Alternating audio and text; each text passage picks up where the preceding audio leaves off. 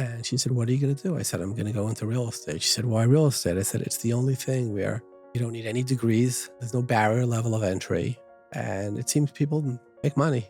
I asked my mother-in-law, does it create any consternation or any type of conflict with you, knowing that one of your parents flew in and what he spent on the trip back and forth is more than you make in a year?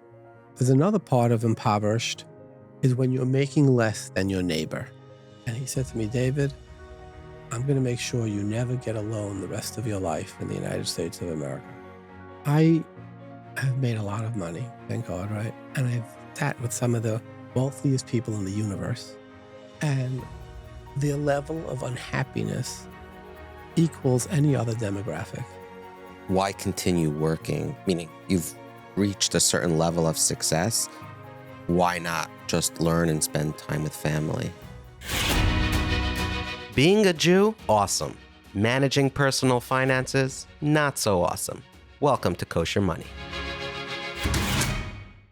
Okay, we're here with Dovid Lichtenstein. Let's start from the beginning. Where did you grow up? What was life like? I grew up in Borough Park and Madison, Sheepshead Bay, New York.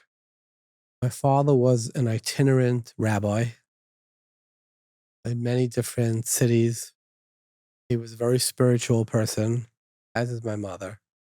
And we grew up without any money. Itinerant rabbis don't make money. But there's two parts to impoverishment. There's times when people who are poor, they don't have food, they don't have shelter, clothing. We always had enough to eat. We always had a roof over our head. We always had clothing.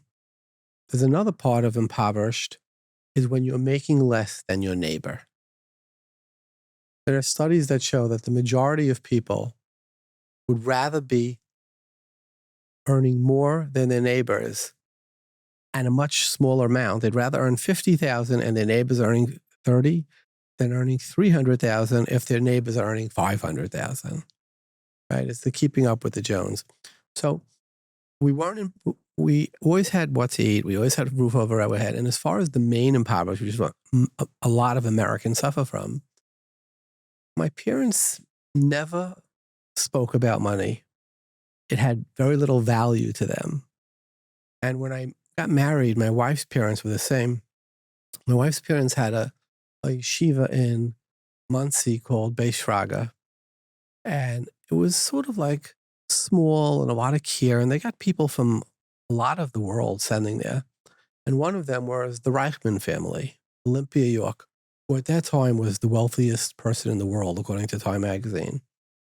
And I remember being there for one, Saturday. And during the week, he had flown in on his private jet to see his kid for an hour and then flew back. And my in-laws, who really lived very simply, had a dining room set with 10 chairs around it, each one from a different set. I asked my mother-in-law, does it create any consternation or any type of conflict with you, knowing that one of your parents flew in and what he spent on the trip back and forth is more than you make in a year? And she looked at me with such shock in her eyes. She said, I would never change places with him. Mm. And I would say that that's a real value. And I would say many yeshiva people who I studied with over the years, if you told them, look, you'd have to give up your studies and you would get Musk's place in life. Mm. Many, I would say the majority would say, no, thank you. Let him have what he has. I'm really happy with what I have. My studies, my spirituality, my relationship with God, my impact on, future generations learning, that has a much greater value to me. So we never suffered from the second part of impoverished, right? And it was a real lesson. Does that mean that there were no financial challenges? Meaning you didn't have a lot of money, but you also had your necessities, or were there struggles from childhood into your early marriage? There were times when they struggled to pay the bills. Yes, they did. But my father it didn't mean much to him.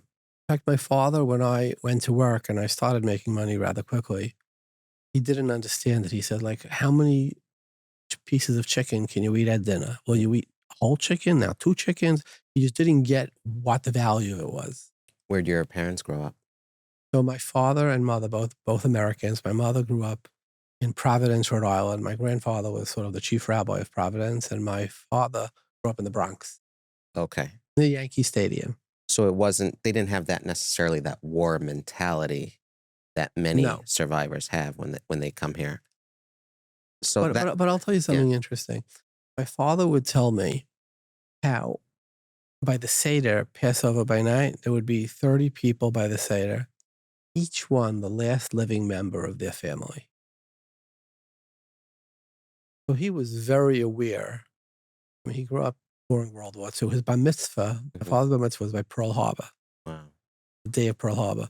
My father was very aware of it, and I grew up very aware of it too, of the Holocaust. And I would say the day doesn't go past I don't think of it. Right. Wow. Wow. How long ago did they pass away? My mother's still alive. Oh, She's wow. 99. And my father passed away around 16 years ago. When you were first getting married, in the early stages, you didn't have much means. Where did you live when you first got married, and what was life like? So we got married. We moved to Israel, and I studied there for a little over a year. I studied in Israel like 5 years all in all, but after marriage, a little more than a year. We lived on very little. You know, our rent was $270 a month, which was not a lot even then. And we rented a semi-furnished apartment, like an unfurnished, pretty much. It was and then afterwards we came to America and we lived in Lakewood for like a year and a half, and then I went to work. What was your first job?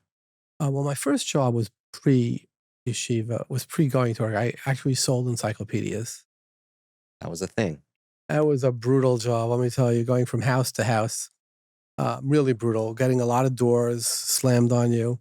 But I did learn a few things from that till today. One is that labor without a vision is just exhaustion. And the second thing I learned was if you don't have a story, all you have is pages stuck in a book. Bricks on a lot. You don't have a building. Everything needs a story. And I still believe that at work as well as personally. I think everybody has to write their own story. And when we write our own story, doors in our mind start to open. Was that discouraging, those doors, even if they're actually opening is one thing, but now they're getting slammed in your face? Did you leave that job quickly, or you found a way around that? I stayed with it a few years, off yeshiva, when I was off from yeshiva to support myself. Mhm. And it's discouraging to get doors slammed on your face, but Mhm. also you learn a lot from it too. We learn more from adversity than from success. How'd you get into that business? I saw an ad in the paper. I was looking for a job one Bein Hazmanim, but I was Uh-huh. off from school. Uh-huh. And it just said, we're looking for encyclopedia salesman. And I showed up and they said, you have 2 legs and a mouth, you can have this job. You qualified. I qualified. So when you got married and you went to work, what was that job? So my first job when I went to work is I worked for 6 months managing a building in Newark, New Jersey. And it was scary. I mean, I was the only white person Mhm. in a sea of black. And we love our black brothers, but it still could be intimidating. And I was there for 6 months. And then I said, you know what? It was a pretty tough boss. Mhm. I said, I'd rather work for myself. What was money like? Were you making some money? Did you I have actually was. I mean, he paid me, Yeah. and we needed it to live, you know. And I said, I just don't want to work for anybody. I want to walk my own path. And I went out on my own after that. You've spoken about food stamps and a particular story. I'd love for you to share it. What happened? So when I was in yeshiva, and I loved yeshiva, remember, I was in yeshiva till I was 28. I saw that between what the yeshiva paid, which was $40 a week, and that was nothing even back in the 80s. So my wife worked, but then when she was expecting our second kid, it got hard for her. She was going back and forth to New York. So I said, "What do you do if you're impoverished? You really just couldn't pay our rent pretty much." And they said, "Well, you should try going on food stamps. That'll help. And I remember I went to Tom's River, the office for food stamps there. And I remember filling out the form and looking at the form. And I was surrounded by a lot of other people. And the vibe, to a certain extent, was one of dependency and fear. People just needed it to survive. And I said, I have a choice. I could embrace fear, or I could embrace what Rab Nachman taught us, which is Rab Nachman taught all of life is a series of bridges. We're always going from where we are to someplace, right? And the biggest impediment of getting to where we want to go is fear. I said, now is the decision. Am I going to embrace convenience and comfort, or am I going to take that leap and saying, Nachman, I'm with you. I'm not going to let fear rule me. And I picked it up and I tore it into pieces. I said, sprinkle it into the garbage pail. I said, Nachman, this one's for you. I'm jumping into the Red Sea. You get home, your wife says, so are we on food stamps? What was that conversation like? My wife was never pro it, but didn't have to worry about paying the bills either, though. And she said, what are you going to do? I said, I'm going to go into real estate. She said, why real estate? I said, it's the only thing where you don't need any degrees. There's no barrier level of entry. And it seems people make money. And that's what I did. Do you think you picked up on that because of your management job, where you were open to that world of real estate that pushed you in that direction? Well, it started the other way around. It started with the food stamps, and then I went to the management job. Oh, okay. Got it. That makes sense. So you get into real estate. How does someone even get into real estate just because they walked out of a food stamp office and says they want to get into real estate? So what happened was I started looking, said, let's start small with houses. I found a 2-family house in Lakewood, New Jersey. And one guy was paying like $700, one guy was paying $600, and they were paying their own utilities, and I could buy the house. I think it was $91,000. I said, hey, I'm going to get a mortgage, and it'll pay for itself. I'll even make money every week. I went to the bank, and I said, I have a house I want to buy. Can I get a loan? The guy says to me, sure, we give loans, mortgages. I went to NatWest, and I said, he said, what's your credit like? Now, I know it's hard for people to imagine this. This is before there was something called the internet. Mm-hmm. And I looked at the guy and I said, excuse me, what's credit? He said, credit is the type of thing, if you have a credit card, you build up. I said, I don't have any credit. He says, well, do you have any friends who'll sign in a credit card? I said, all my friends are in yeshiva. He said, well, I can't give you a credit card then for you to build up credit. I went home and I said, I got to figure this one out. And I locked myself in a room for a day, and I came back. I went back to the bank. I said, we have $3,000 in savings built from our wedding that we didn't use. I want to open up a passbook account. That's what they did. It was like a book in those days. And he did. Came back a week later and I said, would you give me a loan? And I know I have no credit, but secure it with the passbook which you hold in your bank. Mm. And the guy said, yes. He said, but on the passbook, you're going to pay 5%. And we're only paying you 3% interest. You're going to be losing money. And I think I know what I'm doing. I wasn't sure, but I thought. So he said, sure. So he gave me a loan. And every month I paid the loan. And for 3 or 4 months. And I went to a second bank, opened a second passbook, and a third bank using the same 3,000. Did like 4 or 5 banks, paid everyone on time. And I came back to the first bank 3 months later. I said, can I get a credit card? I said, oh, I went on to whatever screen they use. I see you have very good credit. I said, yeah. What type of credit card would you want? I said, can I get a gold card? He said, no, not with me. Mm-hmm. So I went to all 5 banks. One gave me a bronze card. One gave me a blue card. One gave me a yellow card. One even gave me a gold card out of 5. And then I took out the maximum cash on each one, and I bought my first house.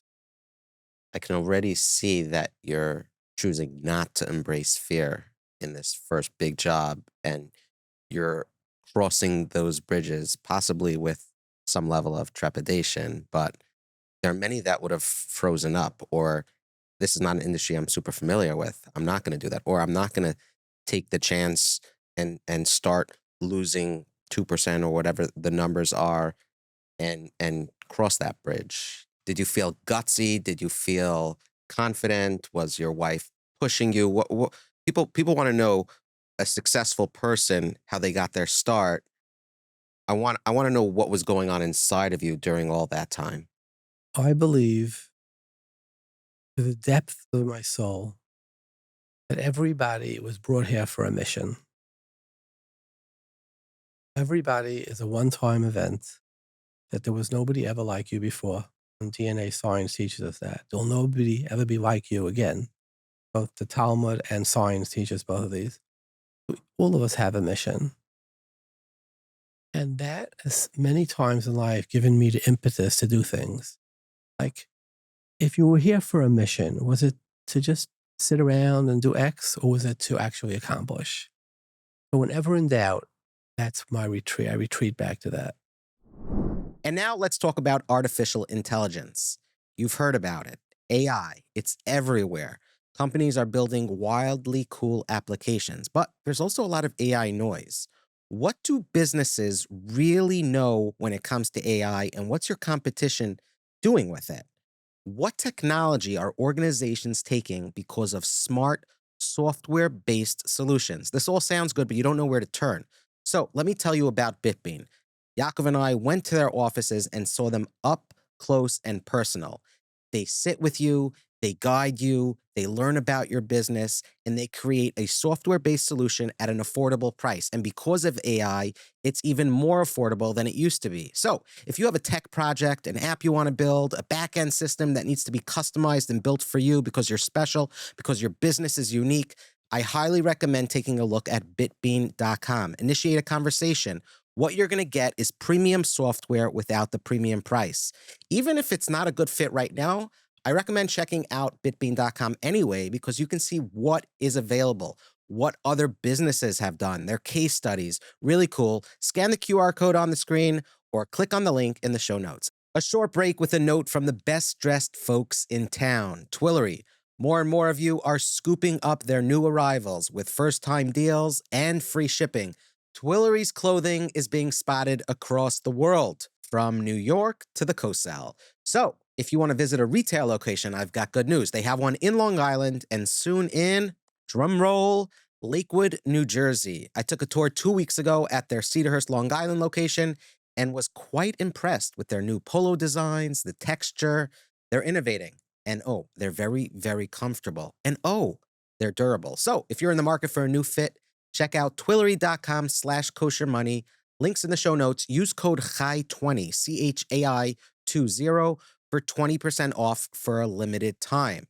You can even scan the QR code on the screen if you're watching on a computer or a smart TV. That's twillory.com/kosher money. And now back to this week's episode.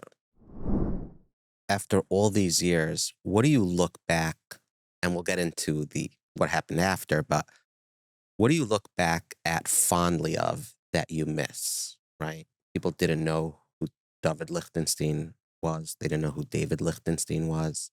Yeah, you didn't necessarily have tons of financial means, but is there a simplicity to life that you miss? Is there anything that you do miss from those pre-working days or the early starts? I mean, there are times when I think back, what would it have been if I hadn't gone to work? Like, what type of rabbi could have I made? That's about it. Well, you have written Sfarim Yeah. and Jewish books, and you have a tremendous Halacha Headlines podcast. So the dissemination may be a little bit different than you anticipated, but certainly influencing quite a bit of people. Agreed. A good point. But my teachers were much more traditional. So you have that building, you start making money. What happened from there? So I bought one, then I refinanced that and I bought another. Then I refinanced that and I bought another.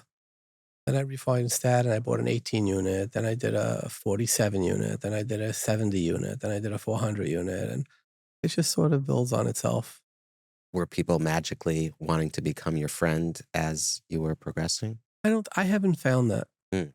I have found that For the most part, I've kept the same friends that I've had from when I was back in those days.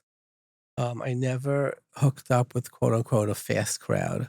Mhm. I had no interest in like the Hamptons. It doesn't interest me.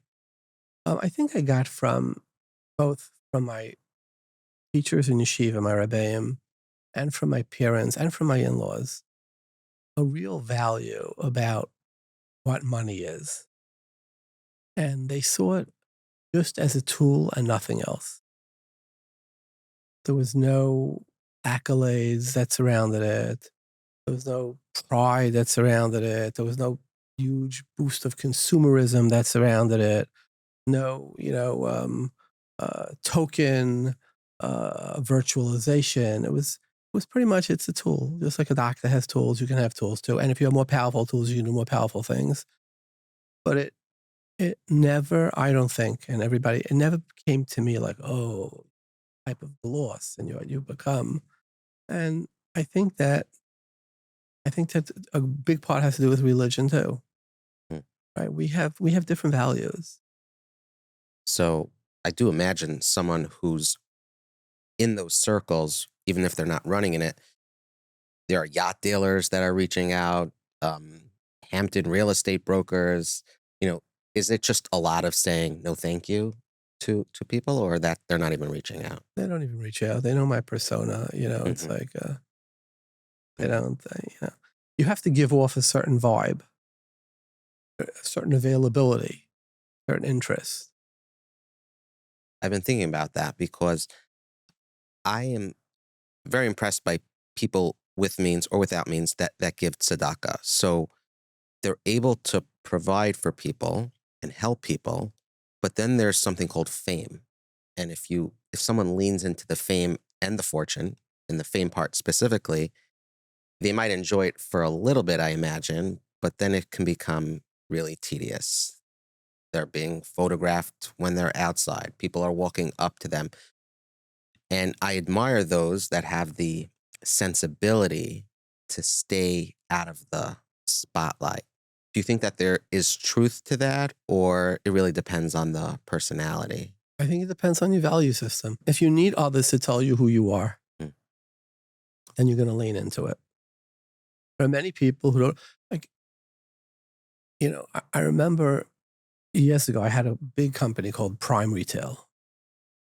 It was one of the largest. It was like the second or third largest outlet mall company in the United States. So a lot of our tenants were some of the fanciest tenants in the country, right? We have in the world. And I remember meeting one of them. He said, "Isn't my biggest success is in China?" And he was a racist, this guy, and he said, "Imagine you have 1.5 billion people who can't differentiate themselves in any way, but if they're carrying my bag, now people know who they are." So a lot of these buckles or labels, there's people who don't know who they are, and they actually need somebody to affirm to them their existence. My father once told me a story. He said in the city of Chelm, there was a guy who was about to go swimming. And he said, usually you recognize a person by his clothing. If I take my clothing off, nobody know who I am. And I'm going swimming in the river. He put a red band around his arm. He says, "This way, when I come out, I'll know who I am." He came out while he was swimming. It fell off, and another person put it on. He looks around because he says, "I got mixed up with somebody else." He says, "Oh, that's me." He goes over to the guy and he says, "Listen, I know who you are. Could you please tell me who I am?"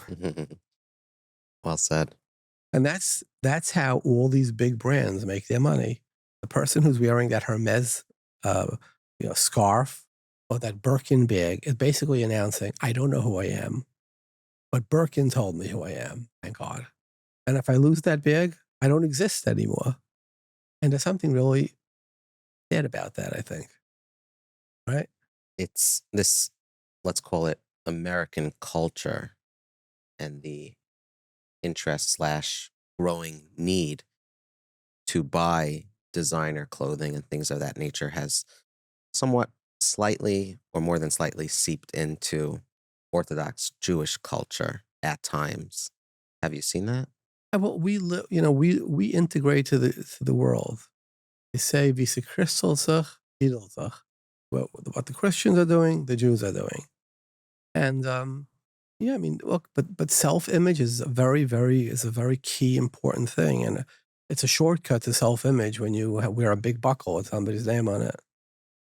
I can tell you that I don't think I have a single brand, quote unquote, brand name. Maybe I do one or two suits that happen to be, but because I find it repugnant, right, for somebody else to have the temerity to say, "I'm going to tell you who you are. You know who Mm, you are. You're wearing my name." wow, that's deep, but shouldn't be deep. It should be at the front center. So you also had a lot of credit card debt in the early going. What was that like? How did you accumulate that, and how did you get past that? Well, desperation, doesn't have boundaries, and credit cards are often driven by that. But over time, I started making money, business stabilized, and I paid off debt. There's no shame in debt, right? There's a shame in seeing debt as a denouement, as like an end. But otherwise, it's just like a hammer or a screwdriver to a carpenter. Why do you find that debt in the world is so mismanaged, though? If it's a tool that craftsmen can use. Oh, credit cards are like sugar. You can get happy in a hurry. It takes a mature person to sit around, a table of sweets and saying, "I know what I can and I know what I can." Many people can. I mean, just look at weight problem in this country. It's the same idea, isn't it? We have to find the Ozempic version of for credit cards. Yeah. So why did you move out of Lakewood eventually? So Lakewood, when I was there, and it's changed a lot, was a very holy city.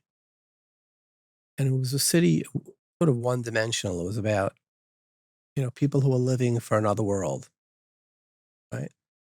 And after I went to work for a few years, I realized, I'm not living just in that world anymore. I'm living in two worlds. And the terrain here, it wasn't fair for my neighbors, you know, and it wasn't fair for me. And when I say it wasn't fair for my neighbors, it's like, I could take the family to Israel or something and it was more than my next door neighbor earned in a year. I didn't think that was right. Mm, Right. So, and it wasn't right for me because at a certain point you want to fit into your environment. And I was doing another Jewish thing. I migrated from doing the Jewish thing, which was living in the world of spirituality, doing another thing that Jews do very well, which is living in two worlds. And the Ramban in the beginning of Genesis says that the word Adam means man, stands for two things. It means Adama, which is earth, and it also means Adamel Elyon, that I am a mirror of the transcending God on high. And both components are what we are created out of. And I was starting to lean into the second one too. wow. I feel like I ask simple questions and I get very thought out answers. I assume this is not the first time you've thought about the things that you're sharing today. Okay, so you start building a portfolio, 20,000 apartments. Where did work and your career develop from there? So I started off in multifamily, right? And then I migrated to retail. I'm a big retail landlord in the United States. And then from there, I migrated to hotels with some fiascos along the way. Yeah, I was going to ask. It sounds Yeah. like it's a linear shot to success. And now, you know what it is? It's that I think we're taught as Jews about the power of curiosity. What's the core or the beginning of teaching our children? What's the first lesson we see where we teach our children in Judaism? Is by the Seder. And what do we teach them to ask? The first question 4 times. Why? Why? Why? Why? Why? So curiosity, right, goes to the essence of who we are. I've seen funny like real estate companies in the United States. You go to companies like SL Green, it's the biggest like office landlord in New York City. They'll buy real estate anywhere in the world as long as it's between 14th Street and 57th Street, Park Avenue and 6th Avenue, anywhere in the world. But For me, it was like, why? Like, why not try that? And why not look at that? And why not look at that? And so all the whys kept pulling us in different directions. Parents sometimes get frustrated when the kid in the car says, "Why this? Why that? Yeah. Why But this?" there was a Nobel laureate. His name was Izzy. It'll come back to me, his last name, but he lived in Brooklyn and he won the Nobel Prize. And after he won the Nobel Prize, a journalist asked him, he said, Izzy, he said, how did you win a Nobel Prize from growing up like in Brighton Beach? And he said, when all the kids came home, their mothers would ask them, did you have a good day today at school? He said, my mother asked me, Izzy, did you have a good question today? Mm. Right? So the power of the question, right? Both in ourselves and our children. And if we show them how inspired we are by it, right? We're in effect asking them to leave their box, Mhm. to go beyond the four corners that defines themselves right now. And once you leave what defines yourself right now, where do you go? Anything becomes possible, including Nobel Prizes. I heard a question that someone asked their children when they got home. They said, "What did you fail at today? What did you try doing but didn't succeed?" And it inculcated this idea of trying, and that failure is not an end, but it shows that you gave effort to something. So what was something you think back, a mistake, a mishap that you made in those early real estate days that you look back on and say, I didn't understand it then, but I see why it turned out to be something Well, positive. I have a book at home, and its title is Stupid Things That I Have Done, Fool Things That I Have Done. And it's a very thick book. Right. So if I were to start enumerating my mistakes, we'd be here for a while. But you track that. I keep track of it, and it was like, but I think there's a message there too. Is like mistakes are fine. If we're not making mistakes, we're not growing. If you're sticking to the true and tried, it means you're not experimenting.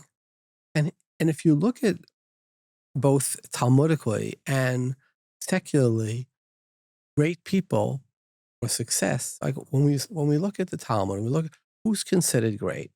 Well, the greatest rabbi like of our recent generations was Chaim of Brisk, right? And what did he do?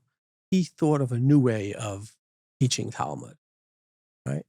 And because of that new way, he broke ground. He changed the world, and he really became considered the success. And if you look at it in the secular world, look today who's successful: Bezos, Musk. They all broke a lot of glass. I mean, Amazon's a crazy new idea, as is SpaceX, as is Tesla, right? We don't get rewarded in life for being part of a crowd, right? And the only way to do that is by tolerating mistakes. In fact, Bezos said on a call after he had the Fire phone, the Amazon phone was a big failure. One of the analysts asked him during the call, he said, can you explain the failure of the Fire phone? And Bezos responded during an analyst call, he said, oh, we're working on much bigger failures as we speak. Mm. And I think that's fabulous. And I think that's something that as Jews we embrace.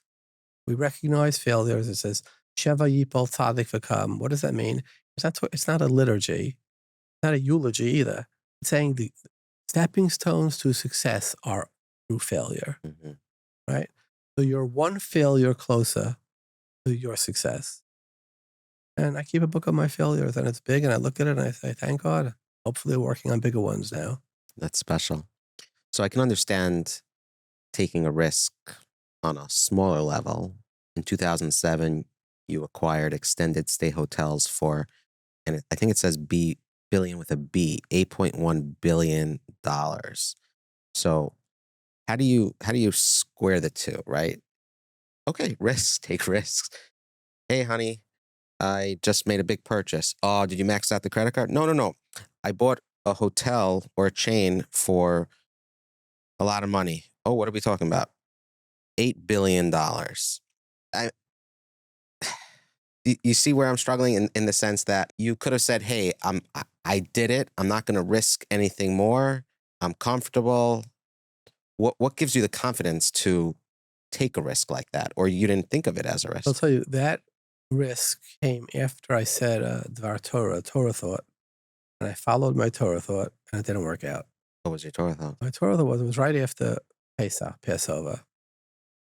And I noted that the Jews left Egypt as a slave people, had been there for 210 years as slaves. And they, according to the Bible, they walked for 49 days, and then they accepted the Decalogue, Torah, which is the foundation of Judaism, Christianity, Islam, many other religions as well, right? Mormonism, etc., right? How does a slave people make that jump? And my thought was, it seems that if you have a backbone, you can go from 210 years of slavery, you can take that huge leap right into bringing the Decalogue, the Bible, the Torah to the world. Said that thought, and then 2 days later, the head of investment banking for Citibank walks in and he says, "Would you like to do a deal? I have a deal for you. It's $8 billion." And I said, "Geez, I never did a deal this size before." And then I said, "But that doesn't mean anything." Hmm. And I made the leap, the jump. There's a story. The chief rabbi of the city tells built the building according to the qualifications and dimensions of a Tosfos in Erevin, according to a commentary, exegesis on Talmud Erevin. And he built it and it fell down. So somebody came over to me, says, "You followed Tosfos. How did it fall down?" He says, "I checked afterwards and I see that the Marsha asked on Tosfos a question." Hmm. Right? So I said a shtickle tire. I bought a deal based on it, and it probably wasn't the best shtickle tire. That's my response, you know? How'd it fall apart? What happened? Well, what happened was, it was Iran, I bought it it was impossible to know at the time, but it was sort of like June '08. It was the peak of the market. I mean, you couldn't have timed a peak better than that. Then right afterwards, Fannie Mae went bankrupt, Freddie Mac went bankrupt, Citibank, Bank of America, all of them would have gone bankrupt if the Fed hadn't supported them. Mhm. Lehman Brothers did go bankrupt, right? So I was just in the company of a lot of other companies who didn't realize what a bubble they were sitting on. Mhm. Like, I thought it was business as usual. Business would have continued as usual. I would have done very well. But, the timing was just awful. And looking back, it's like, it wasn't that I was off by 10% between the bubble to the depths of the crash. The buildings were devalued by 50%. Like, you can't underwrite that in business school. Yeah. It wasn't a bet, it was a bet on working class Americans Mhm. that they need hotels too, as opposed to, upper class or upper middle class. But the timing was terrible and it was brutal. I read that you were exposed to up to $100 million in Yeah, 100 personal million liability. guarantees. It wasn't just the guarantees, it was like I was on the front page of the Journal a bunch of times, Mhm. and it didn't bother me. It bothered me more what my father would think when he saw it, Uh, ironically, yeah. but it didn't bother me much. I've always lived with the logo that, you're not right if people tell you you're right, and you're not wrong if people tell you you're wrong. You're right if you're doing the right thing, and you're wrong if you're doing the wrong thing. Mhm. And if you're doing the wrong thing, you should be embarrassed if nobody sees you. And if you're doing the right thing, you should be proud if nobody sees you. Beautiful. So what happened with the regional manager at Bank of America? So the Bank of America was one of the banks that had invested in the extent, say they held $2 billion of the paper. Mhm.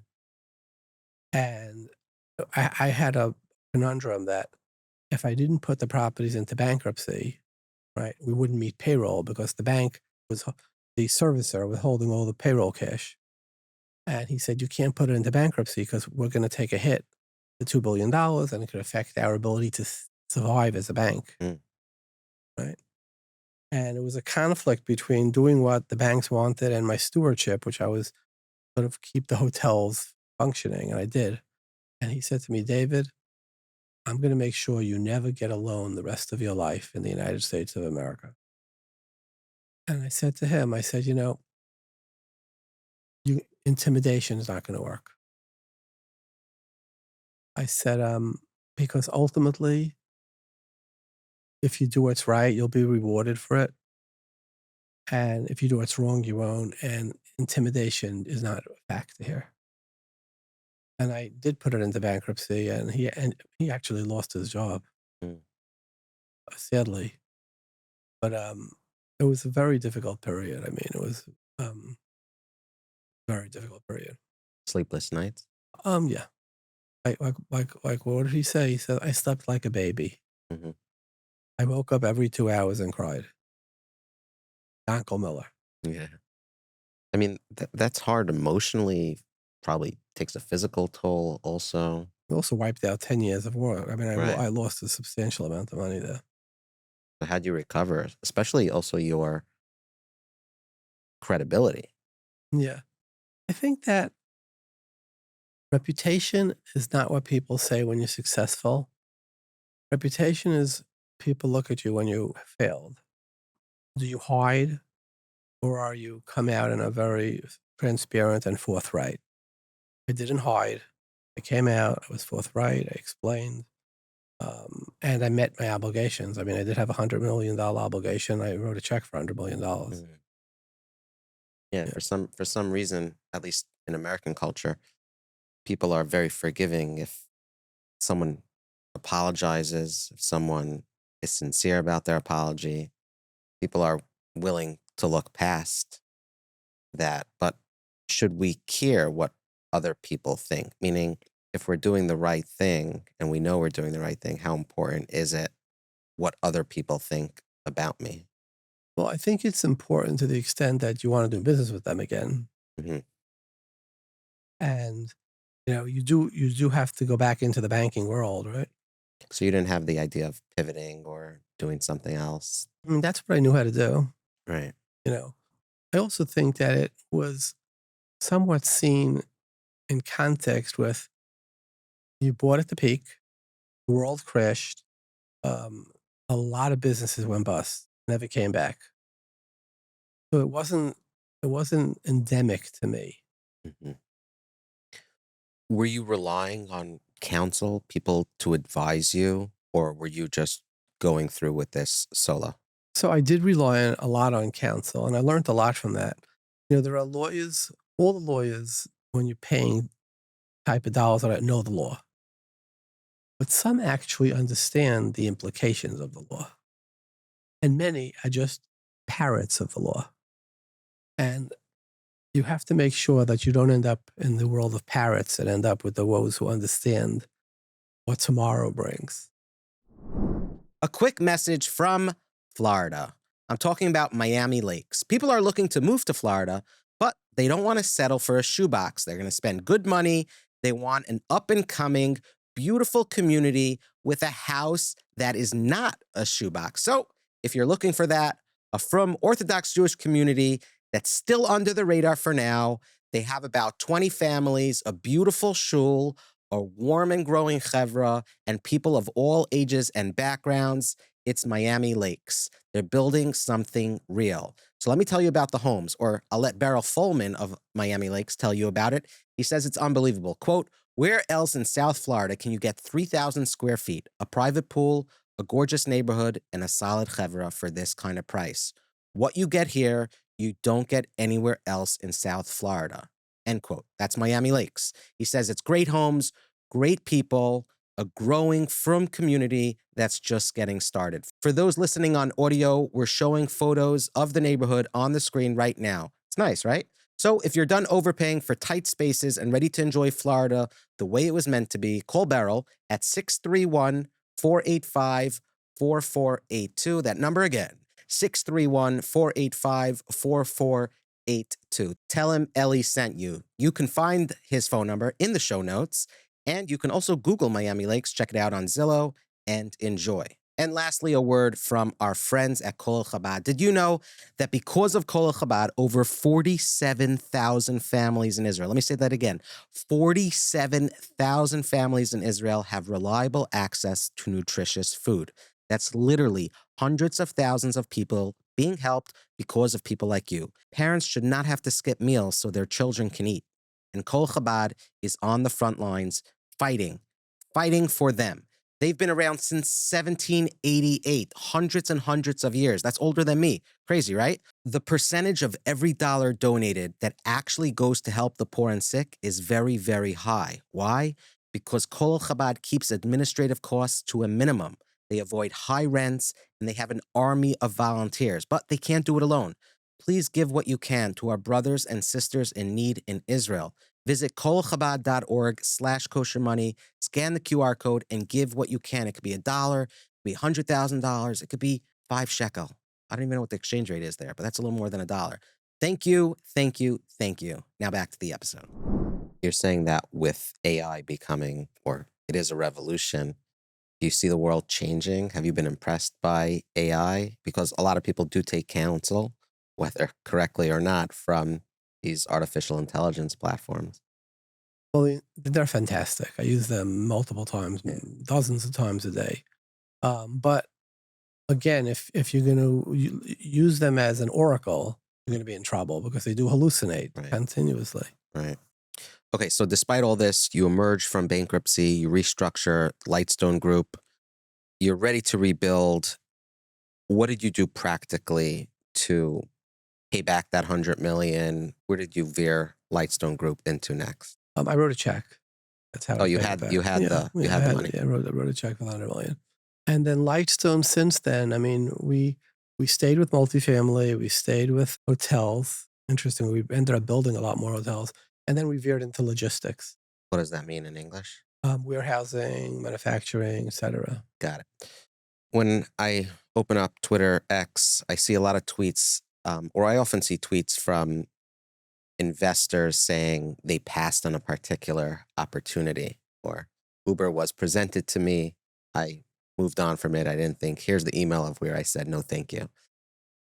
Do any of those come to mind where someone presented something to you, or are you not an investor into various No, other businesses? we've invested in many of them. We've had some success. There's so much you can do in life. I mean, you have to pick what you're doing, stick with it, and be happy with it. There's an element, I think, of FOMO. People are always worried, what's the other one doing? And how could he get involved in that and jump on that train and the other train? And we have to just be happy with what we have and, the things that we have. I think it goes beyond investing. It's the other person's wife and the other person's house and the other person's, and a person can say, look, this is mine. I'm happy with it. I think something that we don't do that well as Americans is saying is, I am enough. Or I have am enough. and I have enough. Right. Both. I am enough and I have enough. And, the last thing by the Seder on Passover is Nirtzah,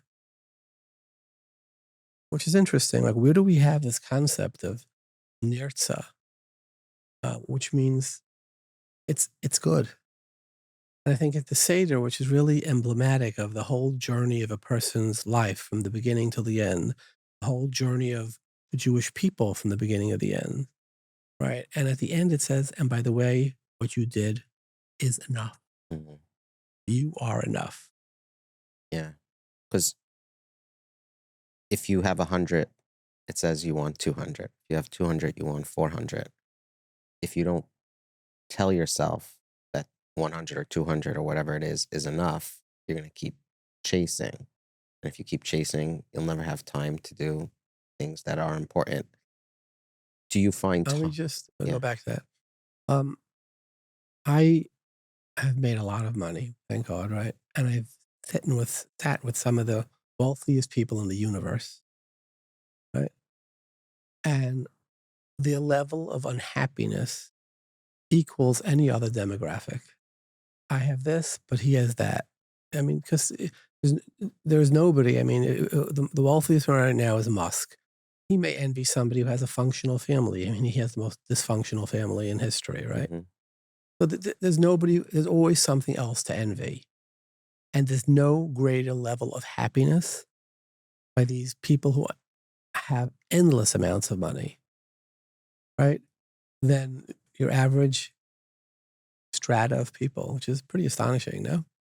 So for millionaires, billionaires watching this, and I know they do, how do you take saying I am enough or I have enough and actively live with it? How do you mean what you say?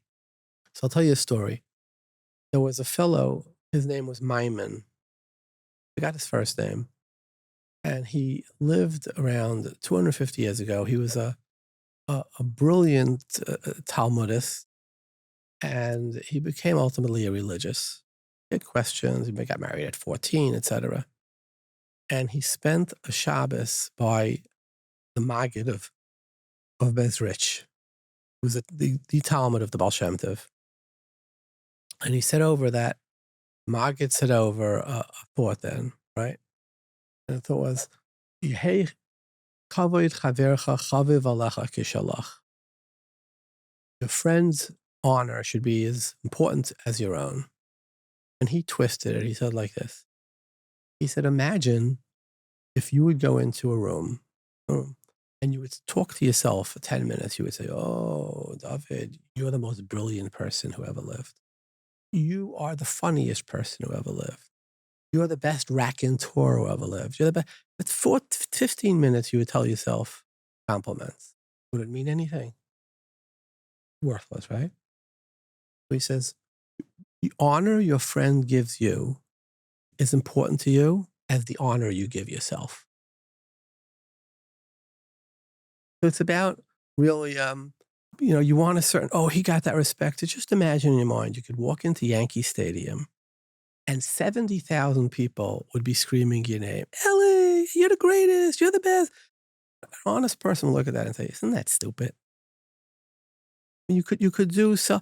And you reach a point where you say, it's really not, doesn't mean anything to me. And just, you could psychologically explain it to yourself. If I walked in and it would say, no, come on, is there anything of value really happening here? Or is it just a bunch of sycophants, et cetera, right? So if you take that awareness the way he learned the Mishnah, then at a certain point, it doesn't matter. Not interested, thank you. I'd rather read a book. What does your daily schedule look like? Assuming that you've internalized this to the best of your ability and you aren't chasing every potential opportunity and you feel like you have enough. I assume you're making time for learning, family. My life is divided really into three parts. It's learning, working, and family. That's about it. I mean, I guess part of learning would be davening, would be shul, et cetera, yeah. Why continue working if you have money to pay for things? Meaning you've reached a certain level of success. Why not just learn and spend time with family? I think that work does a few things. For starters, it's a challenge, and we need challenges. They say there was a fellow in Japan. He was the biggest sushi seller, but he realized the problem. They would catch the fish in the middle of the ocean. It would take 5-6 days to come back, and by the time they came back, the fish wasn't that fresh anymore. Mhm. He had a brilliant idea. He took an oil tanker, he emptied it out, and they put the fish live into the water, and they filled it with water, and they would bring it to Japan. And right by Japan, they would take them out and kill them and be fresh. But then he had another problem. That the fish had lost their tone because they weren't swimming violently through the ocean. He was about to give up, and then he had an idea. He filled up the thing with fish. In the depth of each boat, he would drop a few little sharks in. And suddenly the fish came in great tone to Japan, right? I mean, work provides intellectual challenge. Its success is you get a reward, and with that reward, you can do a lot of things. So it's both the challenge that provides the type of discipline, as well as the fact that money is a very powerful tool, right? So could I go back to learning full time? Maybe I could, but I'd be missing that challenge. I'd be missing the ability, that tool also. And it says a person was born to toil, right? Yeah. There's certain I mean, element if to you that. look at the greatest of the Rishonim and the Achronim, they all worked. Mm. I mean, I have hanging in my study the letter from the Rambam that he writes to Yehuda ben Tibbon about what his daily schedule is. Have you ever seen it? No. Rambam writes to Yehuda ben Tibbon. Yehuda ben Tibbon translated the Pirush HaMishnayos from Arabic into Hebrew, and he wanted to meet the Rambam. Imagine he had spent so many, and Rambam says, I don't have time to meet you. Let me tell you my day. I get up in the morning, I daven, and I go to the Alexandria where the Sultan is. This was the last caliph, and I take care of him and his family. I give them medicine, and then in the afternoon, all the people from the court come to see me. Then I come home at night, and there's hundreds of people waiting to see me. And he says, it's 10 o'clock at night when I'm able to close the doors and learn. Right? Ramban was a doctor. Rabbi Yochanan Hassan, all the Tanoim worked. Rashi was a Vintur. Rabbeinu Tam was a Vintur. We forget that. Post World War II, we've accepted the world of Colel. Right? It's a really relatively new thing in Klal Yisrael that didn't exist for the great part of Klal Yisrael's existence. Mm-hmm. Even in Europe before the war, there were only two Kohelim. There was one in Radin, and there was one in Rabitzel Volozhin. It was there. I forgot where the other one was. Right in Slobodka, two Kohelim. Today, I mean, and the combination of both Kohelim is maybe 50 people combined. So this is a new world that we've created that didn't exist for the greater part of Judaism. One could say it's almost messianic, right? This idea of sitting and being one Yeah. with the creator. Yeah. I see AI as also somewhat messianic, where we're approaching a world where things could literally be done without a human element. Do you see that, or jumping? I have to think about I have that. to think about it. I like that. You're thought out, but also like Rashi, you're not afraid to say, "I don't know," or "Sarchi." And My Rebbe in the Gemara was from Nachum Pertzavis in the Mir, and he said, "I don't know," more than any other thing. mhm.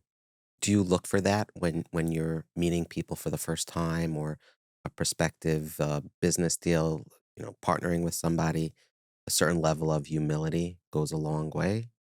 I think that what we have at work and we have it at life too, is that the life is too short. If you when you're dealing with somebody who comes along with so much more baggage, and you just say, "Look, I don't care what the deal is.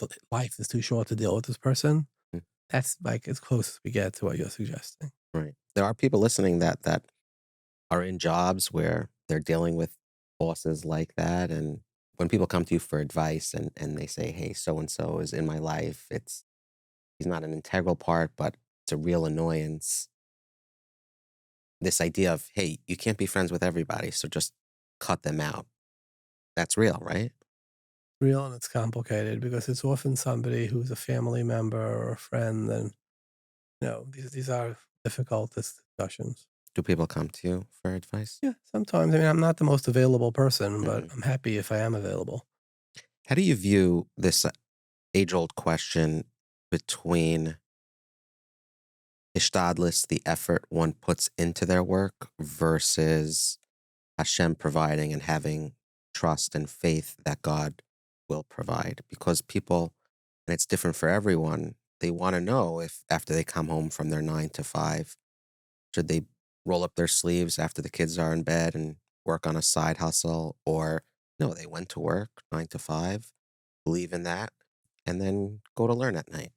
I think that Ishtadlus is, you see that, Yaakov Avinu, right? When Esav is coming, he divides into shalosh machnas, right? He provides a big bribe. So he clearly is doing all the Hishtadlus he can. And then he davens. Hmm. I think it's Katainte. You see that when Yosef is taken down to Egypt, and he has to go down to Yehuda has to go down to get him. So again, Yaakov says, "Who tzad light to bite him?" And then he says, "Hail Shakais." Rashi says, "I did everything I can, and now it's time to be mispal." Right. So I think that from the Torah you see the importance of Hishtadlus. Right? There's also an importance of balance. I mean, if you're just going to come home at night and do more work and more work, so something inside of you is going to die, Hmm. and it's not going to be a pinky, right? And I think that the balance of understanding that we live in two worlds, and we have to feed both of us. We have to feed our spiritual soul as well as our human soul. And if you let one die, you ever see that game Sim City? Yeah. You build too much electric, you don't have enough housing. You build You have to balance it. I think that we have an neshama as well as a guf. And if we don't balance them both, then you've lost, and I think in life, there are different times when you go out to work and you're first getting your feet grounded. You say, look, I have to work harder now. But then there becomes a time where you're sort of established. You say, now I can do a second or a third business, or I could reestablish my relationship with Kaviyachal, with the Rabbeinu Shalom. Mhm. And that's very important too, because if we don't do that, we have self-alienation. You know that Shabbos means to rest, but it also means to return, right? Shav. So the Baal Tanya asks, he says, where is God returning to? And where are you supposed to return to? Like, where did God go that he's returning? And he says that imagine when you're watching a video, it's very engrossing and you like really, you're stuck to the screen and then it finishes and you jump back. Oh, I'm here. Mhm. Because when your mind is entranced in something, you become there, right? He says Hashem was involved in creating heaven and earth for 6 days. Mhm.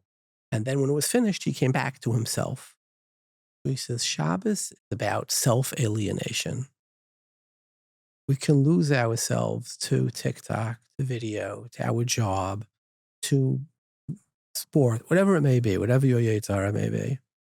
But the idea of Shabbos is it's a hard stop. And where do we return to? Well, in a simple way, we return to our family, return to our homes. But on a deeper level, we return back to ourselves, right? And the greatest and scariest alienation is when a person has lost all contact with themselves and they don't know who they are anymore. So I think we have to wear that balance of ishtadlus with him. You can have somebody who does the same, two people, they do the same level of effort, they pray the same amount, but there's some amount of mazel that one person will have over the other. Or you'll have seemingly a person with a lower IQ be tons more successful than the brightest kid in the class. And people have a hard time squaring that. No, I think that success has a lot of elements. One is risk. If there's no risk, there's no story. And a lot of times, smarter people get frozen with analysis, paralysis by analysis, right? Right. That's one element that sometimes, they say over that there was a guy, he came back to his 50th high school reunion. An old Zalman came. He pulls up in a stretch limo with two gabayim, and he walks out. And he was voted least likely to succeed. They say, Zalmi, like, how did you do it? He says, I was bringing in this widget from China. I bought it for $1 and I sold it for $3. And 2% adds up so quickly,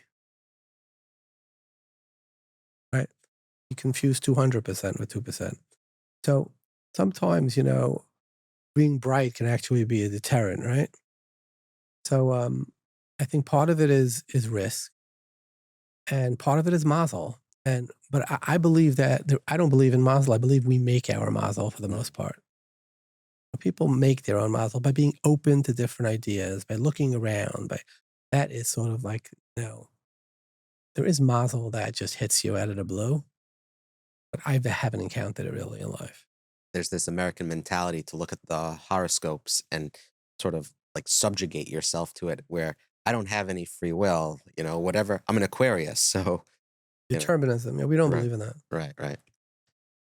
So how do you keep your children, grandchildren grounded in reality when there is a certain level of generational wealth? How do you instill in them the right values, the right way of thinking about money?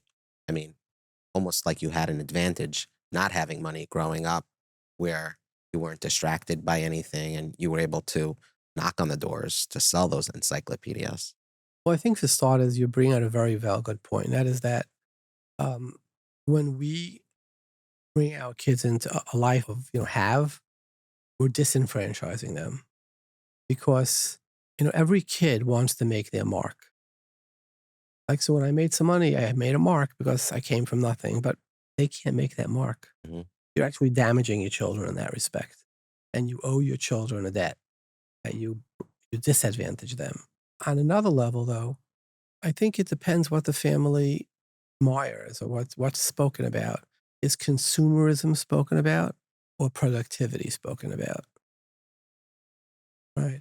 Is effort spoken about or is, beauty, wealth, labels? When somebody comes in wearing a very fancy Gucci buckle, like, is it your eyes roll or do you say, oh my goodness, what a beautiful thing, right? Or do you not see it at all? Well, I think showing them that we look at people who need others to affirm their existence with sort of contempt Hmm. tells the kid that that's not a good thing, Hmm.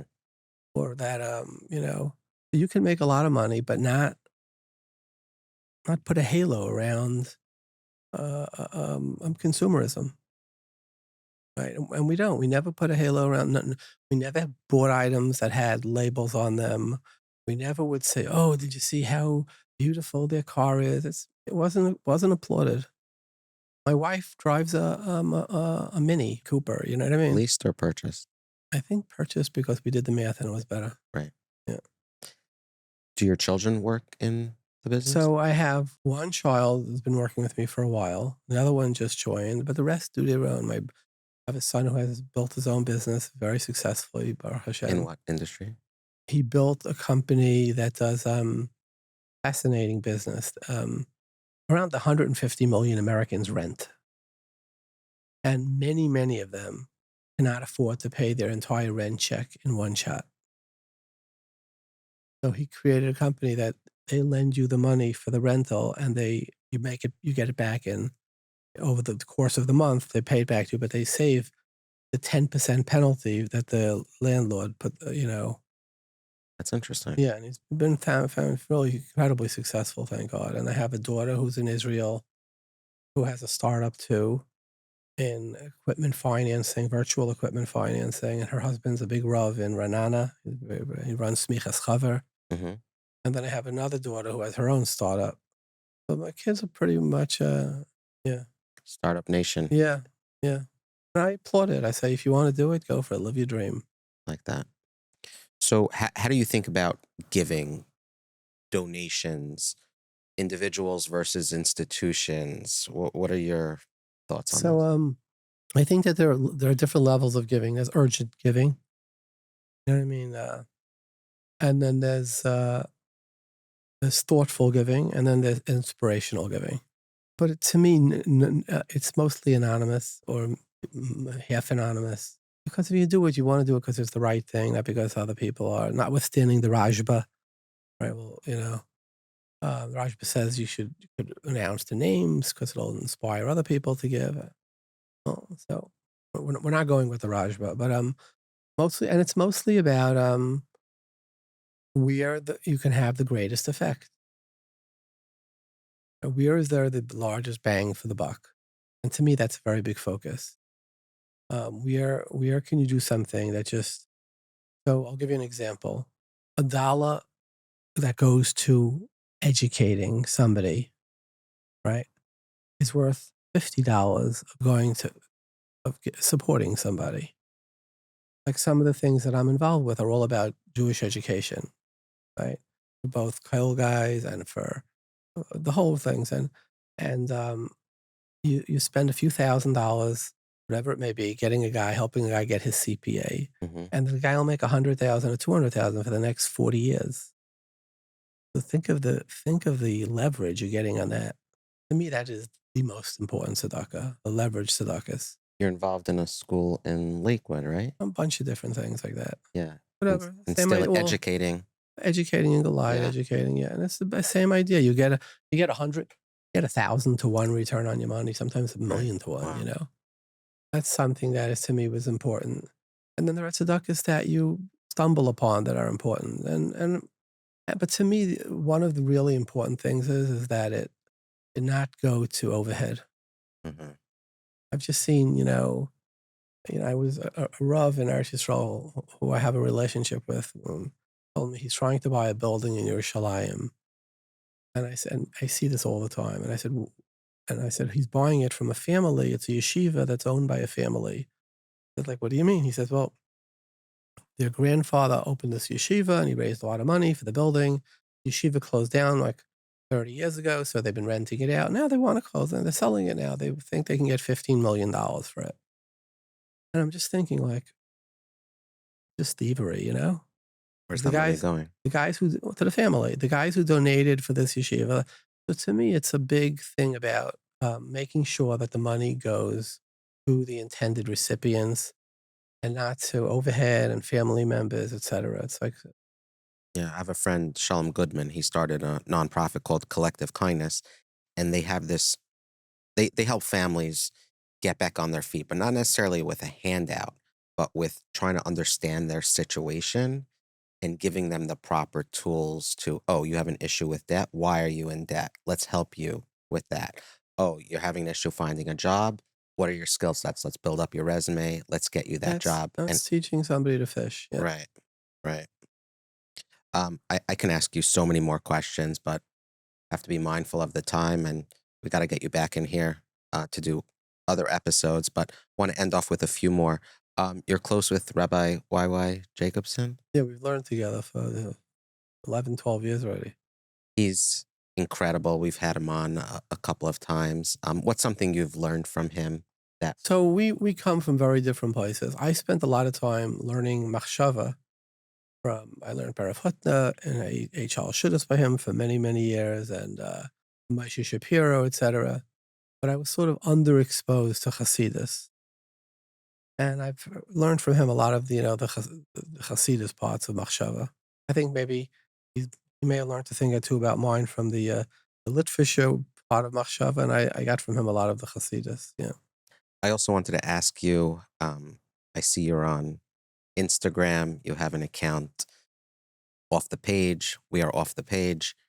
What is that all about? Even though I never met the Lubavitcher Rebbe, because my family was too Litvish, my mother, like a song yarn.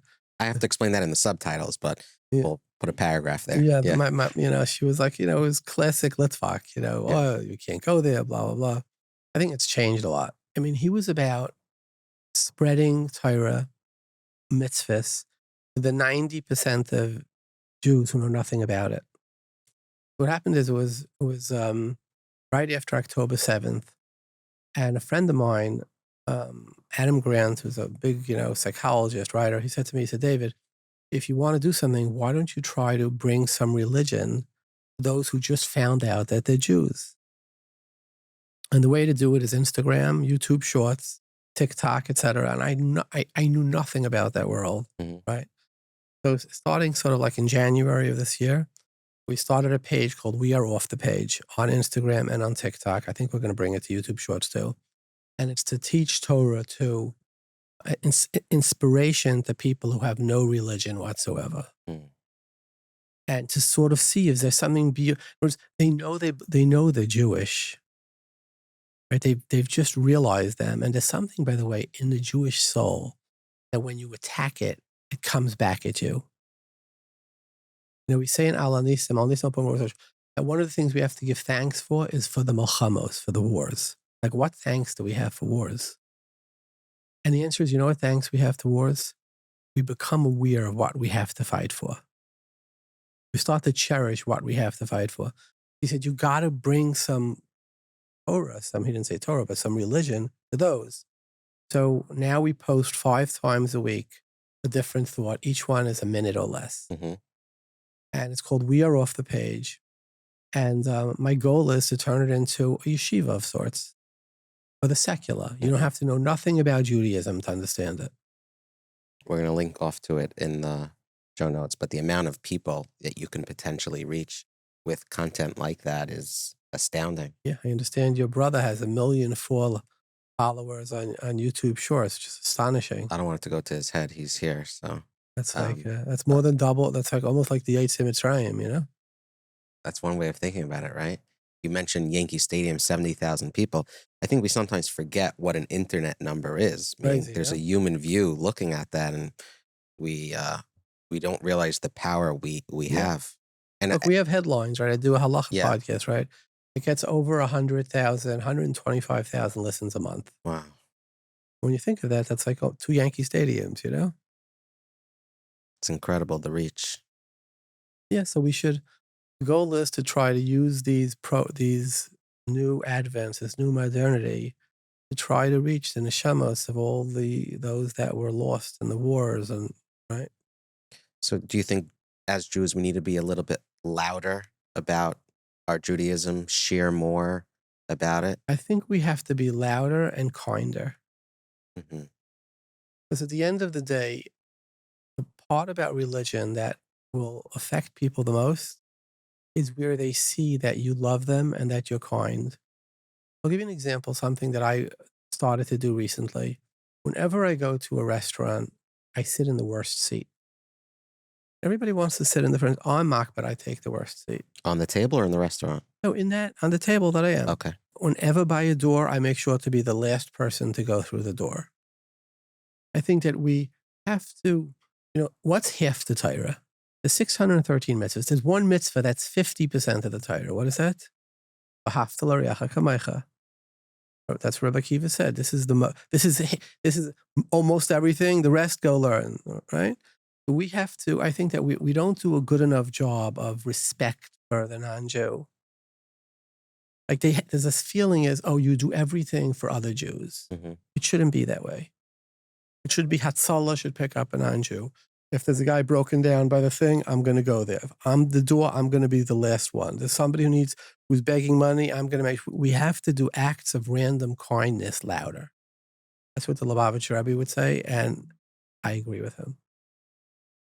Reb David, for those listening that know Reb David from work, David, cannot thank you enough. This has been incredible. Easily one of my most enjoyable, insightful episodes.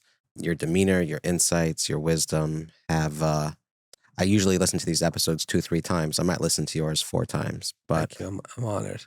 Would probably want to do an entire episode just on business building, but we can talk about that and cannot thank you enough. Hatzlacha Rabin, keep up your Habatzas HaTorah. Thank you so much. What a ride with Dovid Lichtenstein, from his early days selling encyclopedias to managing billions of dollars in real estate. I hope his story gave you practical lessons on life, your career, money, and what's truly important. Remember what he said, labor without a vision is just exhaustion. So don't just work for your money, work with a mission. And that's how you build wealth with purpose and you avoid burnout. My thanks to Dovid Lichtenstein and his team for making this happen. A fantastic interview, and I cannot thank them enough. Be sure to check out We Are Off the Page on Instagram. They're on TikTok, YouTube. We Are Off the Page. We're going to put a link in the show notes. You'll get more of Dovid's Jewish wisdom for free. What's better than that? If you want a chance to win a $100 Amazon gift card, just drop a comment below using the word Dovid or story, or use both of those words. You'll double the impact. Big congratulations to David Zwiebel8656 on YouTube. He is our latest $100 Amazon gift card winner. David, reach out to us on livinglchaim.com and we'll get that prize over to you. By the way, visit livingsmarterjewish.org if you would like a free coach who can help guide you on the opening of investment accounts, retirement accounts, savings accounts, help getting out of debt if you need resources. I cannot recommend them enough. I got a lot of recommendations for you, right? If this episode brought you value, and I'm sure it did, please hit like, tap subscribe, and share it with a friend or 3. Because every time someone clicks, it helps tell more people about these impactful conversations, and we can reach even more people. So until next time, live inspired, think deeply, and give generously. See ya. Lchaim. Living Lchaim.